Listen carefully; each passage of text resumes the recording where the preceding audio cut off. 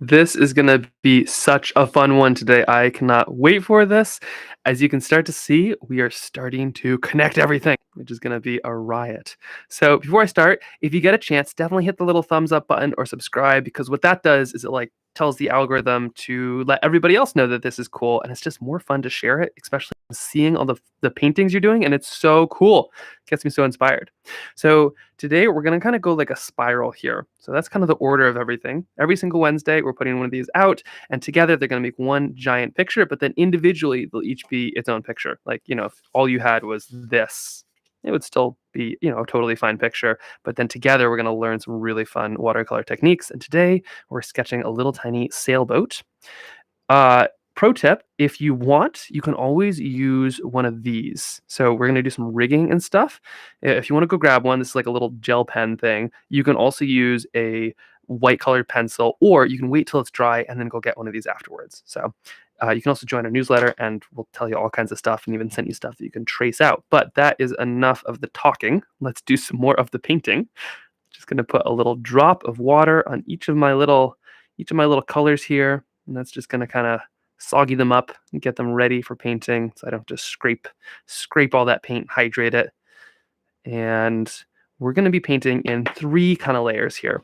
We got this sort of sandy beach layer. We got kind of a moored sailboat out here.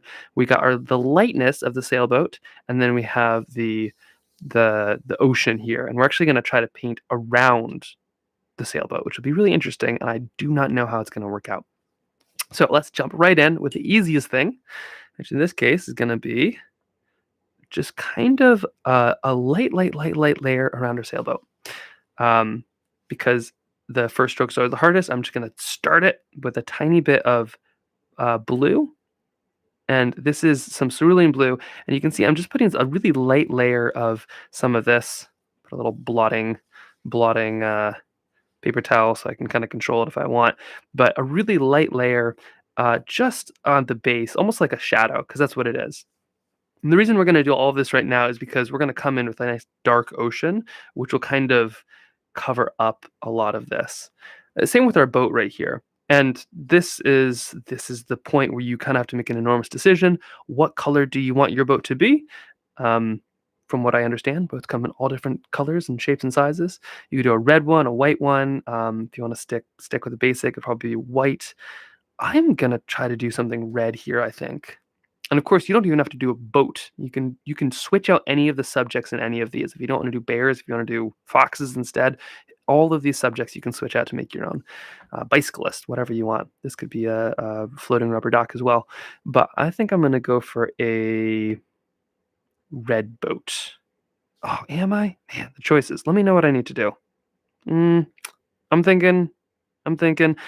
Let's do a white boat on top, red boat on bottom. There's indecision for you. So touch more of that blue, just right here at the base layer, and then I'll add some red.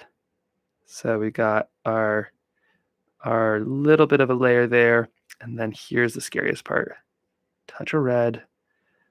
Maybe I'll end up being a pink boat, but I'm going to add just a little bit right here to the edge, and then I'll use water to kind of pull it up. Maybe you got a yellow boat, maybe you got a green boat, or a blue boat, kind of camouflaged. But we're just going to do a little bit of red right here. And then I'm going to make sure not to touch that upper layer. Otherwise, it'll all be a red boat, which would be fine too. That's kind of my backup plan. But I'm going to try not to let those layers bleed into each other by leaving just a touch of white. You could also paint that top layer white as well, or red if you wanted. Just a touch right there. And there we go.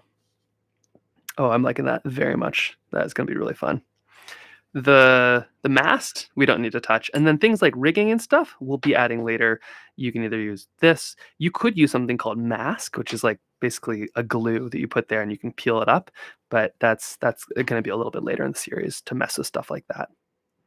All right, while that dries, let's jump back to our beach. If you remember last time, we actually made this out of our own colors, and it's kind of cooler if you look at it. I mean, check out how dynamic that actually became. Maybe you can see it, maybe you can't, but there's like blues and purples. I really love how that kind of turned out. But for the sake of simplicity, you can also choose brown. That would work just as well. Maybe you want to see it in focus though. And so I'm going to jump in with probably a little bit of brown, or you can be super fancy and mix your own.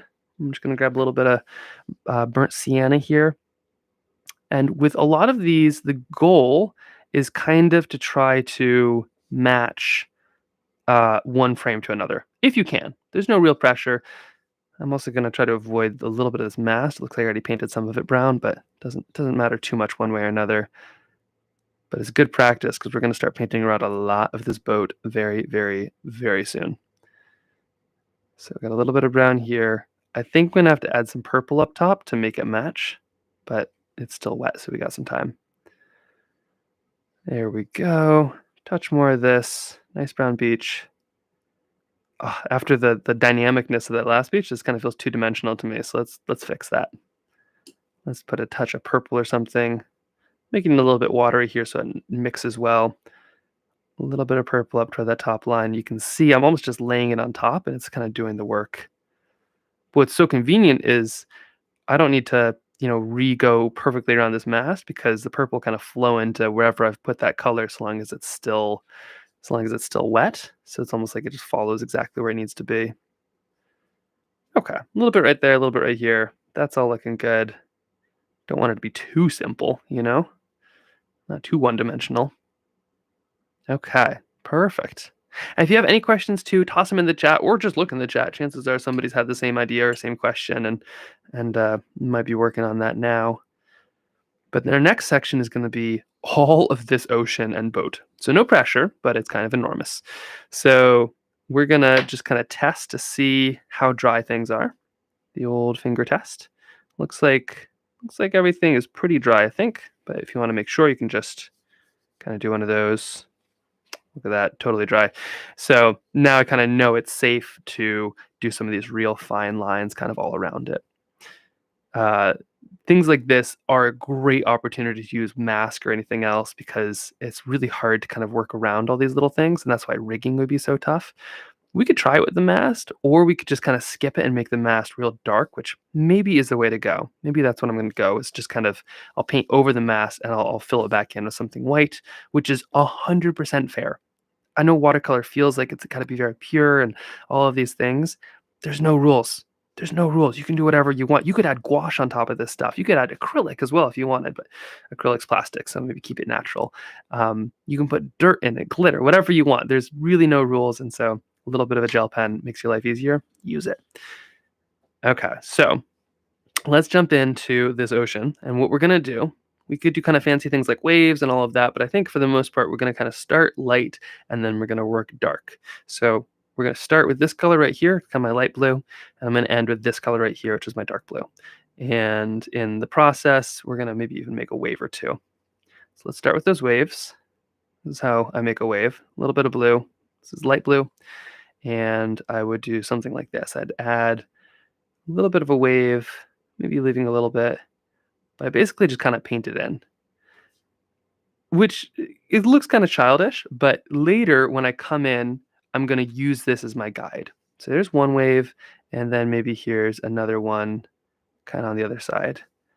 And waves are going to get smaller the further away you get. The closer you are, the bigger they are. So like here's a big wave, something like that maybe.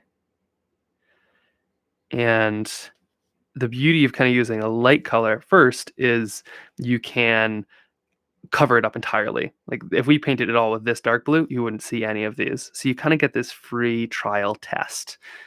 Although this looks pretty cool too. You can always do cool and fun, interesting patterns. That's one of my favorites. But let's see if we can make something interesting here.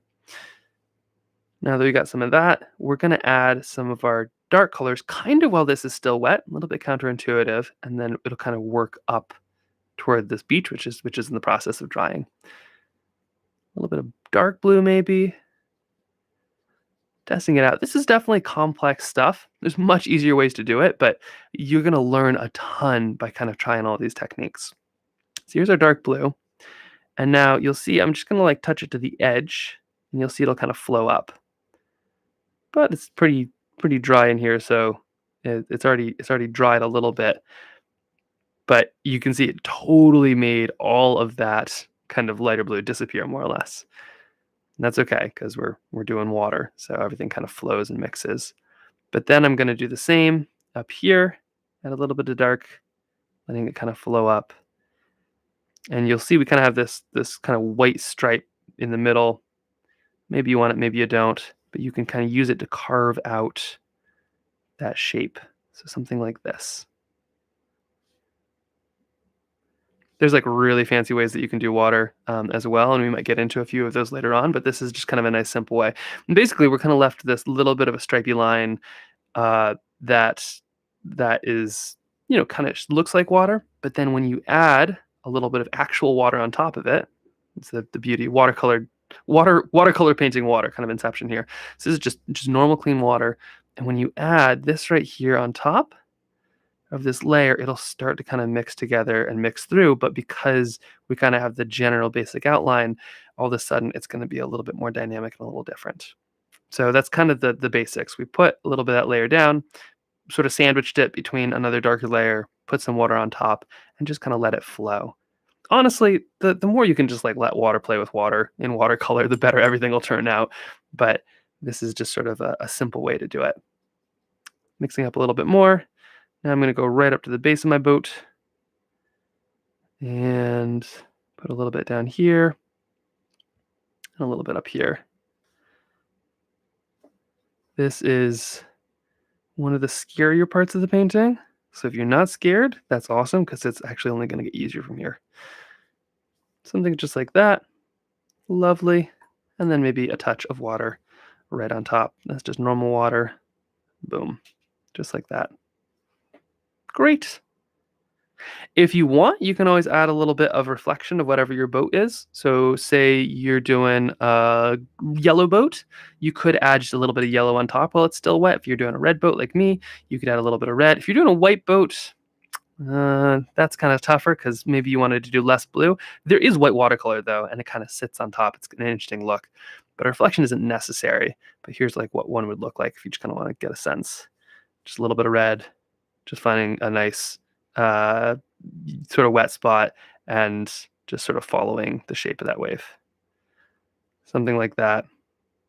Almost looks like blood in the water. It's going to attract the sharks. And there you go. Subtlety is your friend if you can use it. Simple stuff. If you're doing a white boat and you just want to add a little bit of something dark below, that's another great way to do it because sometimes the shadow is the only thing that really reflects. So if you add like a little bit of in here I think I got some indigo.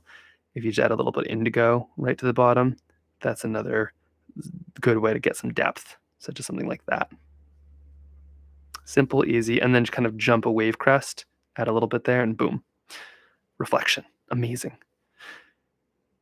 But we're going to kind of let all of that do its stuff. It's not done. It's not finished because it's got to dry. That's where the water's really going to do its work. And we're just going to keep on working our way up. If you want, you can kind of keep on doing this pattern, getting smaller and smaller. Or to be totally honest, I think it's probably fine now. So I think I'm just going to kind of move on with big sheets of this dark blue. And then I'll show you how we're going to mix it into that light blue. But first, I just add a little bit of dark blue, almost just to keep it going, almost like spinning a top just a little bit more. Just got to keep a little bit more momentum, buys you a little bit more time. I might go over the crest or over the gunnels. Just get over just over here, being pretty careful on my edges. But once we got something like this, then we can move into the kind of lighter blue section. We can do that in one of a couple ways. We could add it all right on top, or if you want, we can kind of paint along this. Just paint along. What is this thing called? The big stick that holds the flappy thing. The mast. There we go. Left my brain there for a second. Go along the mast. All the sailors are just going to be like hands and head here. Go along the mast so you can cover it up and then paint it back in later, or you can try to paint along it, and then if it goes badly, you can paint it in later too. So watercolor's full redundancy. So let's add maybe the rest of our blue here around our boat, and then let's tackle that. So here we go. A little bit more blue, and you can see it's still wet because you can see it kind of moving into itself, and that's what you want. You want this stuff kind of done in one fell swoop if you can. Now we're going to be super glad that we put in that little layer of kind of light blue earlier because this would be a nightmare to try to paint around or in or through. But you already did it. Pre-planning, good work. And then maybe we go up a little bit over our sail, which is just packed up, just waiting to head out on a gorgeous trip. Okay, going around, not caring too much about that line. Okay, everything is still kind of wet, still kind of half made. Basically, you're kind of roughing out one edge, but once you have all of that locked in, you're now we can really kind of play here. So I'm gonna grab a bunch of this light blue now, just kind of slap it on, kind of somewhere up here, slap it on somewhere up here, nice and watery because I want that to last. And then maybe just a touch right up to the edge of this mast. The hard part is you're going to want to try to get these colors the same. You don't want one side of your mast to be super dark and one side to be super light. But then you just kind of maybe water it down a little bit, and eventually we connect to this nice dark blue, and you're going to start to get this lovely gradient. And that's what's maybe the coolest part about watercolor is that, it's not just one perfect pure color that goes exactly until it stops. It's these mixes. And I kind of find that the more mixes and changes and colors you can get, the better. It's like infinite colors, And so I'm just mixing until right at this edge, trying to keep everything pretty wet, pretty happy. And then of course I can always come back in because it looks like a little bit not kind of looks a little bit disjointed. So then I come back in with some of that dark blue where it's needed. And this is just gonna kind of make this cool effect. I mean, this is watercolors, what it's all about. Just using the water, using the color, and mostly using your eyes. You should look at something twice as much as you paint it or twice as much as you sketch it. It's all about looking. And that can be something in real life. It can also be just your painting, just kind of keeping an eye on it, just looking. Now, so up here we have kind of our shore. I didn't paint right up to the edge of it. You could do a couple different kind of things. You could paint right up to the edge. It'll look great. You could also add a little bit of like waves or something, which would be kind of just like this, just giving a little bit of an edge, kind of like what we did with our other waves. But you can do something like that. It doesn't need to be too fancy because you can also paint some in later. But things kind of get a little bit lighter, and then they also, right at the shore, look get a little bit darker. So something like that could be kind of a nice simple wave. It'll also look great if you just paint right up to the edge of it. Just depends on what kind of wake is in your ocean. This is so cool to see it kind of from the top too, because look how this is already. I mean, we only have 3, and already we're starting to come up with a cool picture. Just imagine the next one when we have this square, and then this one, and this one, and this one, and this one, and this one. Ultimately, it's 25 squares. And we do have on our newsletter, we are working on a coloring book, which is going to be super, super, super fun. So if you're not subscribed, definitely join that newsletter when you can. We're going to have some really, really cool ways where if you want to do all of this on one single sheet of paper, you could. If you've already done 3, well, worth repeating, I think. And now it's going to be time to add some of these details too, if you're ready. Just kind of waiting for things to dry. If you have a small brush, now would probably be the time to pull it out. It's absolutely doable to do everything with a big brush. Small brushes are just lovely because they work well.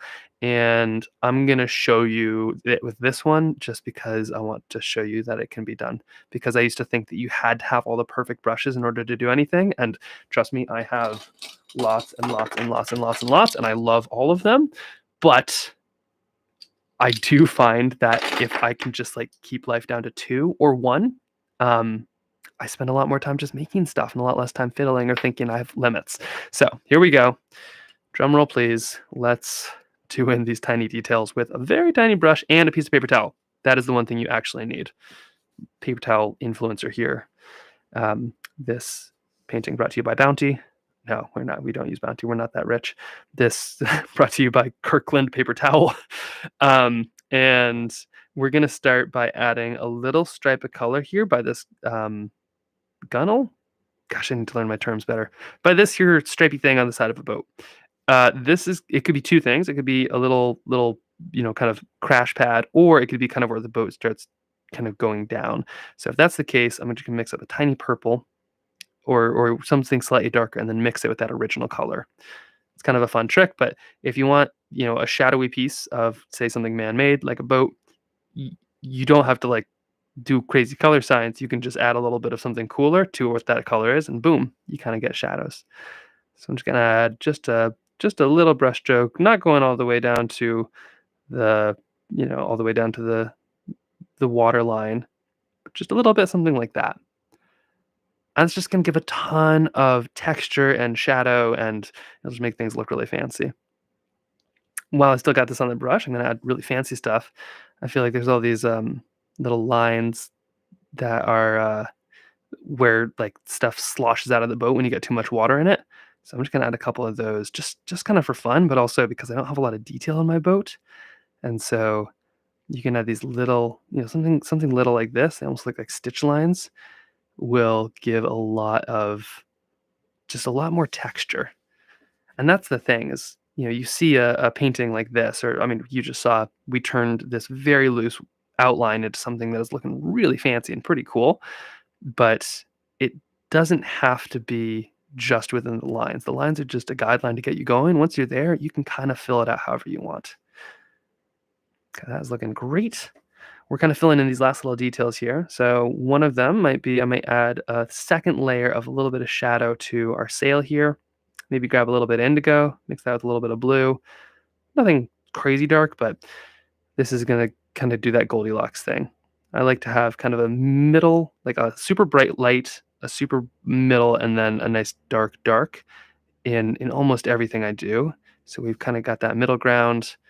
Maybe add a touch of water, but you'll see I'm wiping off most of it on my paper towel because I want that brush to be nice and detailed.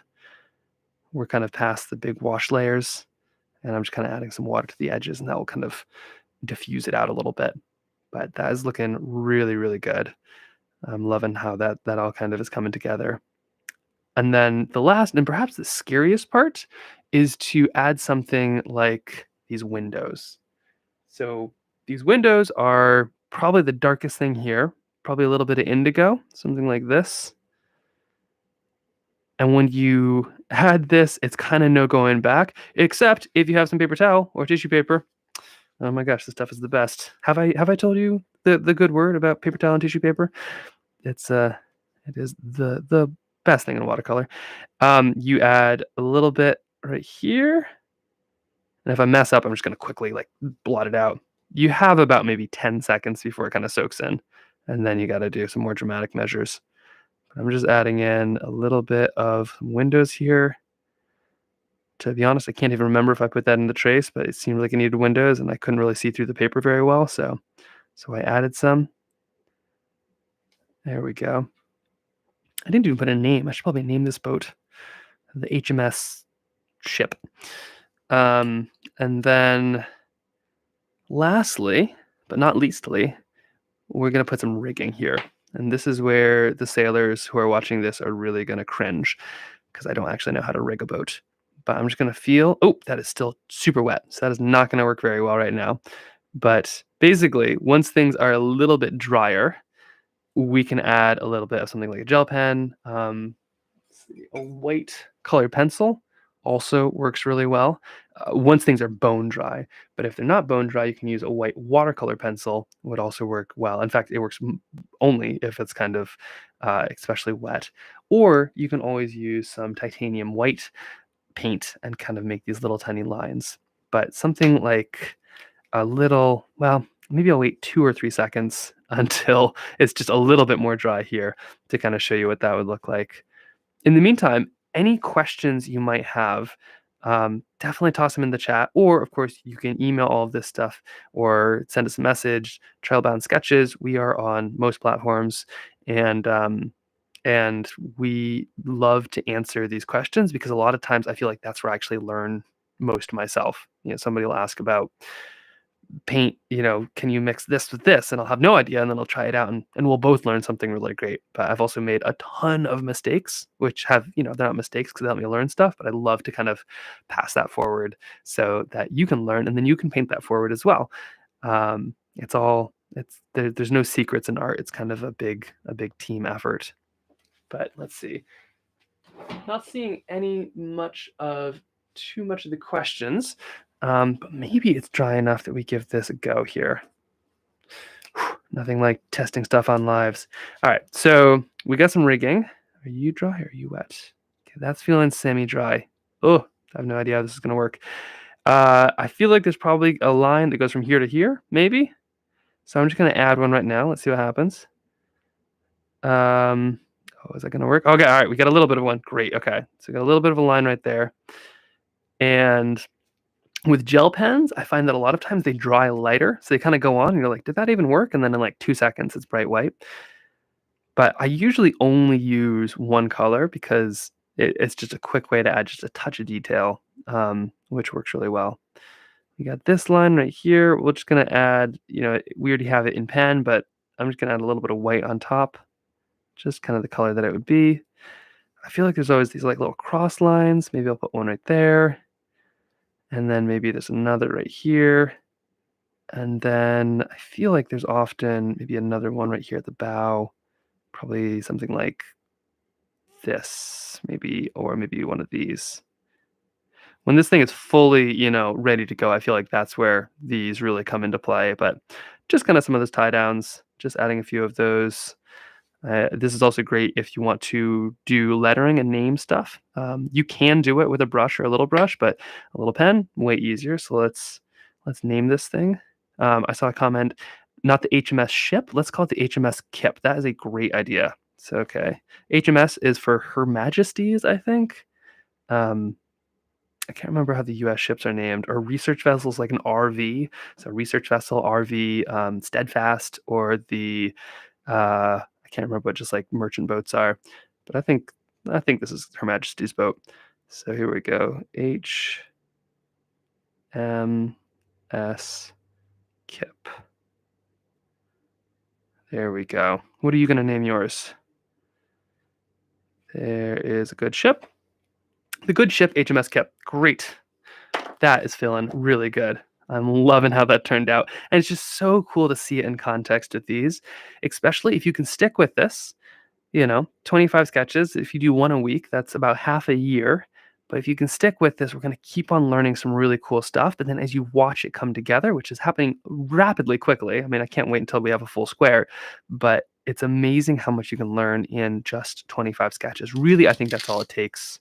Let's see, I have it taped down just so it doesn't move too much, but there's a little take. Just a fun little boat. Give it a try some other places. Head to a marina. I mean, this is a pretty simple boat that's docked, but the principles are all the same. And you saw what a simple sketch it was. Maybe bring down a little sketchbook or some trail tiles and a pen. Just make sure it's waterproof for all the reasons, or a pencil. And then just like make some little line drawings and you can bring them to life. I always feel like my line drawings of ships felt so flat, but it's because I never colored them in. But it's so cool to see it all together. Voila. That is so, so, so neat. Now, definitely, if you get a chance, that newsletter would be amazing to subscribe to. We'll be sending out the next tracing outline, but also if you have any questions, reach out on Trailbound Sketches, and just really excited to be this far along. We also love it when you share this stuff. Like, it gets me so excited because no two sketches are the same. If yours doesn't look like mine, it's because it's not supposed to. No watercolors are the same, and it's just so cool to be able to see all these different interpretations, whether you have a different color boat or your waves turned out differently. To be honest, I often find that I like a lot of other people's better than the example that I painted.